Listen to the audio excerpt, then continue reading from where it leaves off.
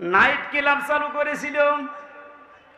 কয়েকদিন আগে একটা জরিপ পেয়েছিলাম, শুধুমাত্র ঢাকা সিটিতে 250টা নাইট ক্লাব চলছে। এখানে যে সব জায়গায় শুধু আল্লাহর জিকির হয়, কি হয় আপনি টের পাচ্ছেন না?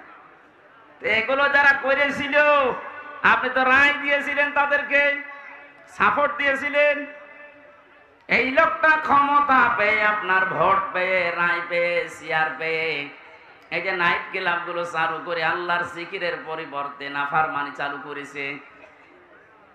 হাজার লক্ষ লক্ষ সেনা সংগঠিত হয়েছিল।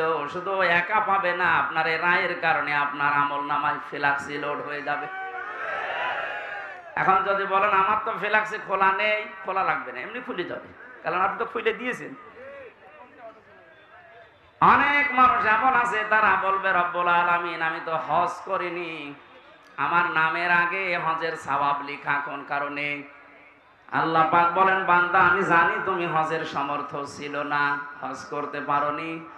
এমন মানুষকে রায় দিয়েছিলে যে লোকটা চেয়ার পাওয়ার পরেই হজের সিন্ডিকেট ভেঙে দিয়েছে। এটা আফামা খালিদ, ডক্টর আফামা খালিদ হোসেন ক্ষমতা পাওয়ার পরেই চেয়ারে বসতে দেরি, পরের দিন ঘোষণা দিয়েছে হজের মতো এরকম একটা ফরজ বিধান নিয়ে যারা ব্যবসা করছে, সিন্ডিকেট করে আছে, আমি সব ভেঙে চোরমার করে দেব।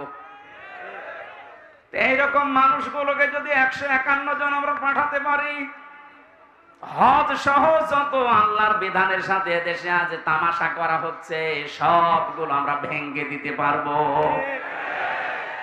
তাহলে এই ভালো কাজে যদি আপনি সাহায্য করেন, সহযোগিতা করেন, সমর্থন জানান, ভোট দেন, রায় দেন, সুপারিশ করেন, কিয়ামতে আপনি হজ না করেও হজের সওয়াব নিয়ে হাজির হয়ে উঠতে পারবেন। কথা বলেন ঠিক কিনা?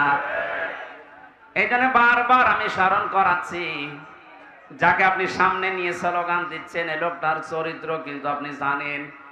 এমন মানুষকে সামনে যে ব্যবস্থা আসছে, সাপোর্ট করা যাবে না, সুপারিশ করা যাবে না, রায় দেওয়া যাবে না, ভোট দেওয়াও যাবে না। যে লোকটাকে দেখলে আল্লাহর রাগ হয়ে যায়। এখানে একটা ছোট্ট কথা বলছি, সূরা ফুরকান 19 নম্বর পারা 4 নম্বর পৃষ্ঠার 15 নম্বর লাইনে আছে, বাড়িতে যে মিলাবেন। কোন মুসলমান ইমান যাদের আছে, কোন মুমিন 3টা গোনা দুনিয়ায় করতে পারে না হুঁশ থাকতে। এই ভালো করে মিলাবেন, আমি গতানুগতিক কথা বলি না। কোন মুমিন পৃথিবীতে জীবিত থাকতে হুঁশ থাকা অবস্থায় 3টা গোনা